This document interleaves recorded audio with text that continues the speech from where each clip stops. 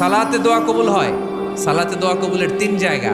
একটা হচ্ছে তাকবীরে তাহরিমার পরে আমরা সানা পড়ি না, আমরা তো একটা পড়ি, আল্লাহর হাবিব সুন্নাহ এবং নফল নামাজে আরো পড়তেন সানা, ওই দোয়া কবুল হয়। দুই নম্বর জায়গা সালাতে সেজদায় পড়ে দোয়া করলে কবুল হয়।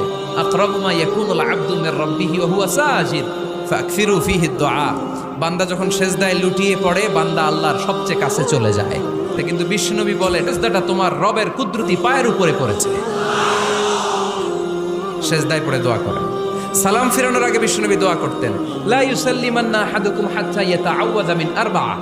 আল্লাহর হাবিব বললেন, চার জিনিস থেকে পানাহ না আছে আমার কোন উম্মত যেন সালাম না ফিরায়। তারা যেন পড়ে, আল্লাহুম্মা ইন্নী আউযু বিকা মিন আযাবিল কবর, আউযু বিকা মিন আযাবি জাহান্নাম, আউযু বিকা মিন ফিতনাতিল মাহইয়া ওয়াল মামাত, আউযু বিকা মিন ফিতনাতিল মাসিহিদ দাজ্জাল।